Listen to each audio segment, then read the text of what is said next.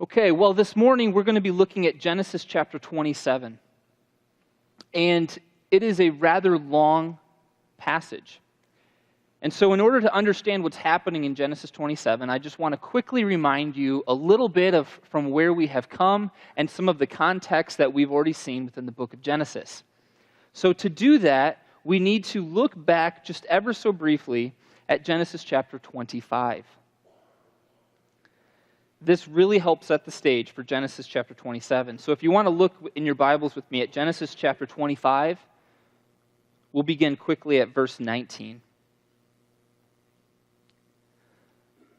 Genesis chapter 25, verse 19.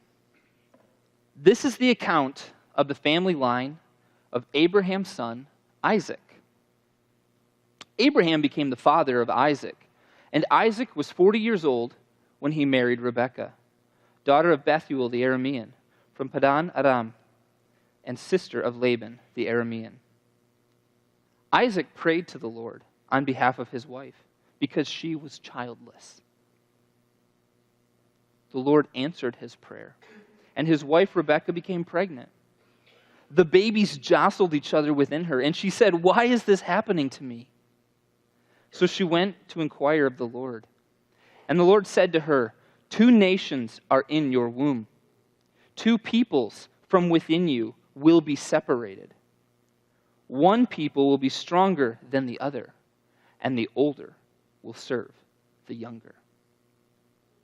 When the time came for her to give birth, there were twin boys in her womb. The first to come out was red, and his whole body was like a hairy garment.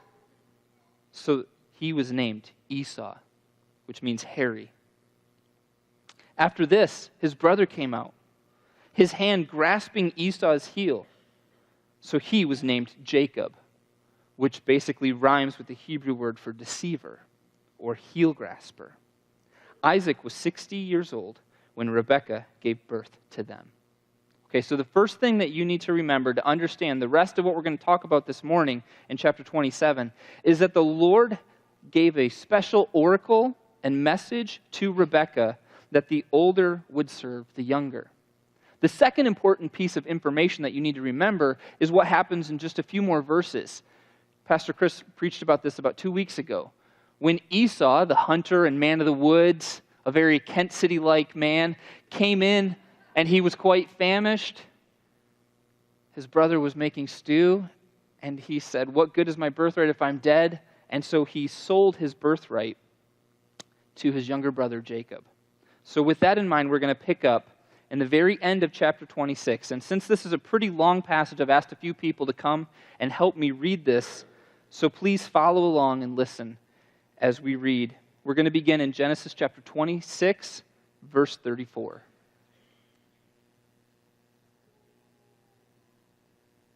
It's Genesis chapter 26, verse 34. It begins like this. When Esau was 40 years old, he married Judith, daughter of Beri the Hittite, and also Basemath, daughter of Elon the Hittite. They were a source of grief to Isaac and Rebekah. When Isaac was old and his eyes were so weak that he could no longer see, he called for Esau, his older son, and said to him, "My son." "Here I am," he answered. Isaac said, "I am now an old man and don't know the day of my death. Now then, get your equipment, your quiver and bow, and go out to the open country to hunt some wild game for me. Prepare me the kind of tasty food I like and bring it to me to eat, so that I may give you my blessing before I die." "Yes, Father." Now Rebekah was listening as Isaac spoke to his son Esau. When Esau left for the open country to hunt game and bring it back, Rebekah said to her son Jacob, "Look, I overheard your father say to your brother Esau, 'Bring me some game and prepare me some tasty food to eat, so that I may give you my blessing in the presence of the Lord before I die.' Now, my son, listen carefully and do what I tell you. Go out to the flock and bring me 2 choice young goats, so I can prepare some tasty food for your father just the way he likes it. Then take it to your father to eat, so that he may give you his blessing before he dies." Jacob said to Rebekah, his mother, "But my brother Esau is a hairy man, while I have smooth skin. What if my father touches me? I would appear to be tricking him and would bring down a curse on myself rather than a blessing." His mother said to him, "My son, let the curse fall on me. Just do what I say. Go and get them for me." So he went and got them, and brought them to his mother, and she prepared some tasty food, just the way his father liked it.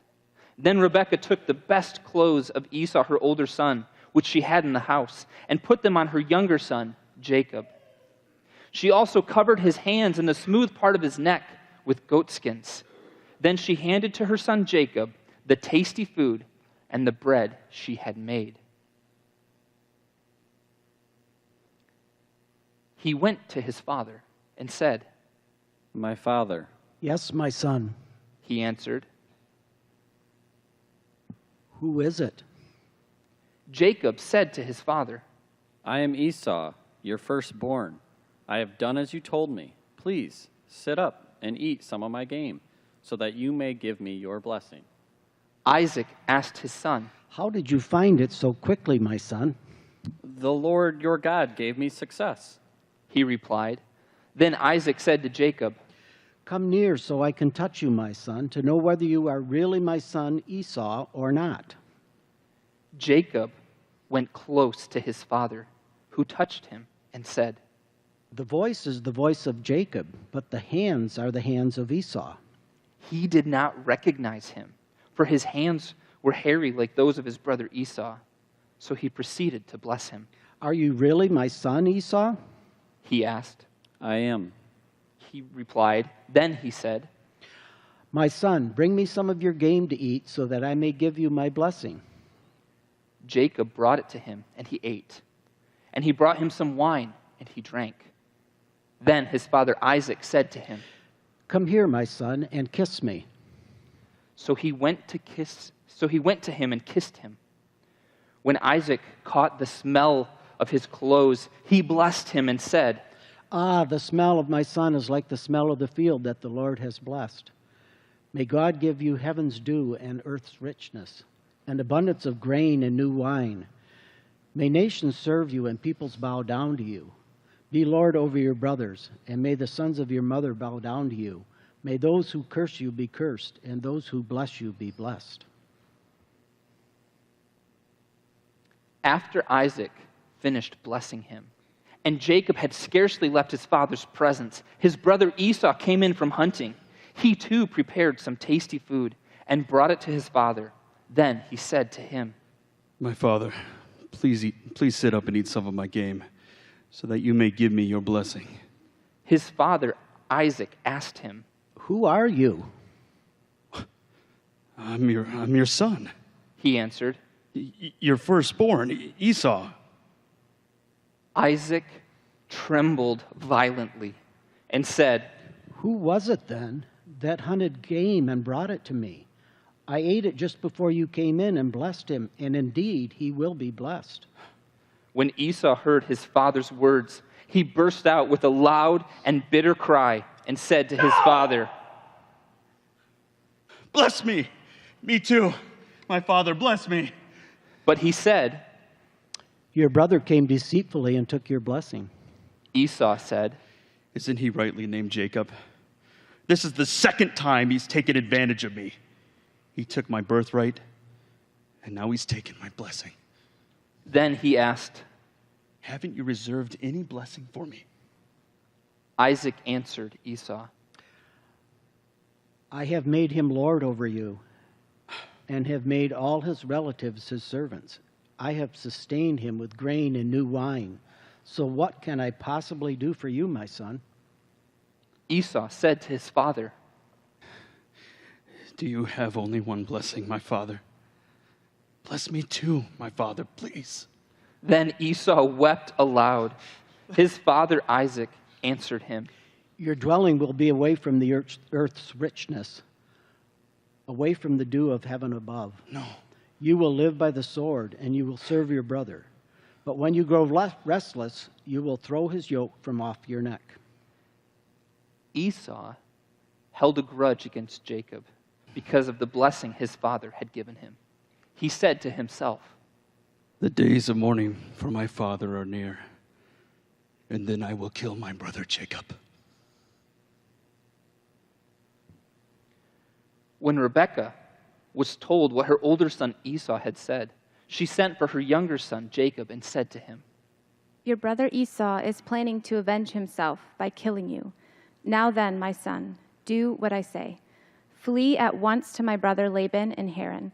Stay there with him for a while until your brother's fury subsides. When your brother is no longer angry with you and forgets what you did to him, I'll send word for you to come back from there. Why should I lose both of you in one day? Then Rebekah said to Isaac, I'm disgusted with living because of these Hittite women. If Jacob takes a wife from among the women of this land, from Hittite women like these, my life will not be worth living. So Isaac called for Jacob and blessed him. Then he commanded him, Do not marry a Canaanite woman. Go at once to Padan Aram, to the house of your mother's father Bethuel. Take a wife for yourself there from among the daughters of Laban, your mother's brother. May God Almighty bless you and make you fruitful and increase your numbers until you become a community of peoples. May he give you and your descendants the blessing given to Abraham, so that you may take his possession of the land where you now reside as a foreigner, the land God gave to Abraham. Then Isaac sent Jacob on his way, and he went to Padan Aram, to Laban, the son of Bethuel the Aramean, the brother of Rebekah, who was the mother of Jacob and Esau. Now Esau learned that Isaac had blessed Jacob and had sent him to Padan Aram to take a wife from there, and that when he blessed him, he commanded him, Do not marry a Canaanite woman. and that Jacob had obeyed his father and mother and had gone to Padan Aram. Esau then realized how displeasing the Canaanite women were to his father Isaac. So he went to Ishmael and married Mahalath, the sister of Nebaioth, and the daughter of Ishmael, son of Abraham, in addition to the wives he already had. Thank you. Well, that's not the most encouraging. There's not a whole lot good to say about what just happened to the patriarchal family. And I struggled a lot to know how to deal with this passage and what direction to take this sermon. And so I thought it might be helpful, since it's such a long passage, to basically consider each of the members of the patriarchal family in turn and consider their actions. So let's begin with the most obvious one, Jacob. In Jacob, we see a deceitful son, right? We see him take advantage of his father's age and his diminishing senses. It's very interesting that later in the book of Deuteronomy, there's explicitly forbidden taking advantage of elder people who are losing their sight or their hearing.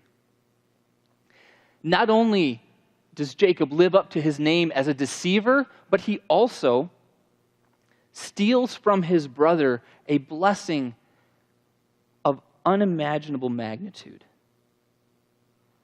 I think it's kind of hard for us to wrap our minds around what this blessing may have actually looked like. And I think there's two components to it. The first one, I believe, is somewhat of a monetary component. You have to remember that this is the blessing that God had promised to Abraham and then to Isaac. Remember, Abraham started back in Genesis chapter 12, leaving his father and his mother, his country, all that he had, to follow the Lord to the place the Lord would show him. And over again in Abraham's life, we see how God richly blessed Abraham. There were some things that Abraham did which were less than recommended and somewhat foolish. Multiple times he fell into the trap of saying his wife was his sister because of fear of what men would do to him. And yet, even in these instances, God richly blessed him wherever he went. God's blessing of Abraham was so abundant that he needed to separate from his nephew Lot because they had too much cattle. I would say this would be likened probably to the inheritance of a millionaire. It would be an incredible blessing to receive this blessing. But yet then there's also a spiritual component of this blessing, of the diminishing of the patriarchal family from Abraham to Isaac and then to one of Isaac's sons. That through this son and his family lineage, God was going to bless all nations of the world. We already saw and briefly discussed how Esau lacked an awareness and a care for spiritual things. But Jacob's theft of this blessing was absolutely ginormous. Furthermore, we also see that Jacob, in his attempts to deceive his father, is actually blaspheming against the Lord, and he's invoking the blessing and the name of the Lord to explain and convince his aging father why he was able to hunt the game so quickly and bring it to him just the way that he liked it. We're going to see throughout the rest of the book of Genesis a number of ways in which deceit and the consequences of Jacob's sin are going to follow him wherever he goes. And in a truly tragic and somewhat ironic turn of events, there's going to come a day in Jacob's life where his own sons will use clothing to deceive him as they show him the clothing of Joseph, his favored son, and tell him that he was killed by animals. There's no doubt that Jacob deserves some guilt in this passage. What about Rebekah? In Rebekah, this prized wife of Isaac that Abraham went to great lengths to procure a wife for his son, Isaac, not in the land that he was sojourning in, but in the land of the Arameans. In Rebekah, we see a conniving woman. We see her as the mastermind behind this attempt to deceive her husband, Isaac. And we can't help but wonder what happens to this love story between Isaac and Rebekah, that they're at this point of deception and cloak and daggers. Furthermore, we see in Rebekah that she coerces Jacob into this deceit. And she tells him, don't worry about any curse that might befall on you. Let it fall upon me. One of the things that Rebekah most fears, we see at the end of the passage in verse 45. As she sends Jacob away, she says, I will send word for you to come back from there. Why should I lose you both in one day? And yet, the unfortunate reality is that this very thing which Rebekah feared is what her actions are helping to bring about. She loses both of her sons. We see in the end of the passage that Esau has no regard for what pleases or displeases his mother, only what pleases his father. And we also, as the rest of Genesis is going to show us, know that Rebekah never calls Jacob back from the land that she sends him to. She will never again be reunited with her favored son. Rebekah clearly bears some of the guilt. Now, what about poor Esau? We can't help but feel a little bit bad for Esau, right? And yet, in Esau, to his credit, we do see that compared to Genesis chapter 25, where he sold his birthright for pennies on the dollar for a cup of stew, this time he actually does go and do something. So, we want to give him a little bit of credit for that. But here's the problem. Esau is shown over and over to have blatant disregard for God's past faithfulness to his family And we see this, first of all, through his marrying Hittite women. There can be no doubt in our minds that Esau knew very well about the lengths to which Abraham went to find a wife for Isaac, Esau's father. And yet Esau takes not just one, but two wives from among the Hittites. And then in the end of this passage, we see him taking a wife from the daughters of Ishmael. Esau also absolutely would have known about the word of the Lord that came to his mother, Rebekah, in chapter 25, and would have known that it was God's desire that the older would serve the younger. And yet Esau is very complicit in Isaac's attempt at subterfuge for the will of the Lord. Esau also gets worse.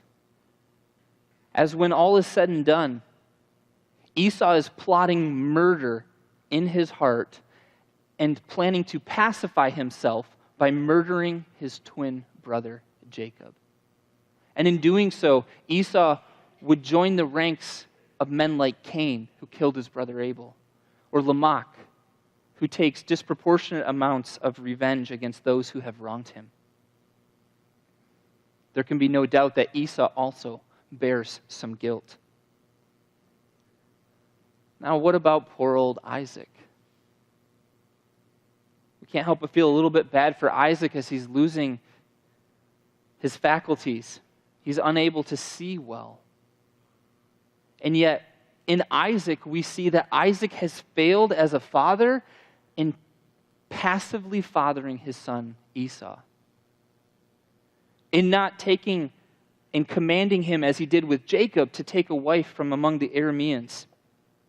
He sits idly by as Esau takes Hittite women for wives. Not only that, Isaac fails in trusting his senses. And we saw in Genesis 27 how his ears told him something was wrong. But he trusted his sense of smell when he smelled the smell of the field and the blessing of the Lord. And when he felt the hairiness of Jacob deceiving him. Esau trusted in his senses.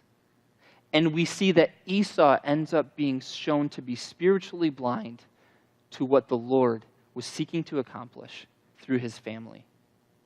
Which brings us to his greatest transgression, which is his explicit attempt to overturn the clear and direct word of the Lord for what the Lord's will was for his family, that the older would serve the younger. So on that happy note, where do we go from there? As we consider the way that this narrative functions in Genesis chapter 27, I think it's helpful for us to take one step back and consider within the whole book of Genesis, what does this narrative do? What is Moses, as the author of Genesis, trying to get across? I think the first thing is that there's a clear winnowing down of the patriarchal family. And we see that this is the final winnowing that takes place. After this, the blessing is shown to be from Abraham, Isaac, and then through Jacob, it's going to begin expanding. And it's going to expand as Jacob's name becomes changed later on to Israel, and he has 12 sons who will represent the 12 tribes of Israel. And God is going to fulfill his word through Israel that he is going to give a nation to Abraham.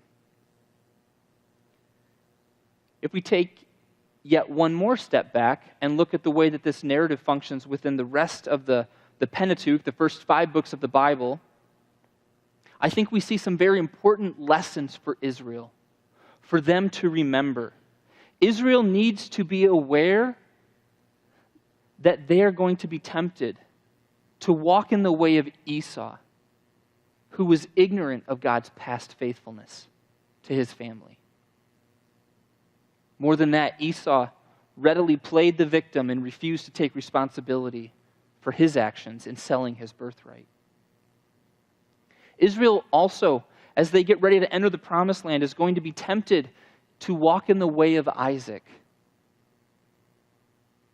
who acts in direct opposition to what the Lord has said he is going to do. And if ever we find ourselves in that situation, one of us is going to be proved a fool, and it will not be the Lord. Israel also is going to be tempted to walk in the way of Rebekah. We've seen this before, and we'll see it again. As people decide that God's plan and his timing is taking just a little bit too long.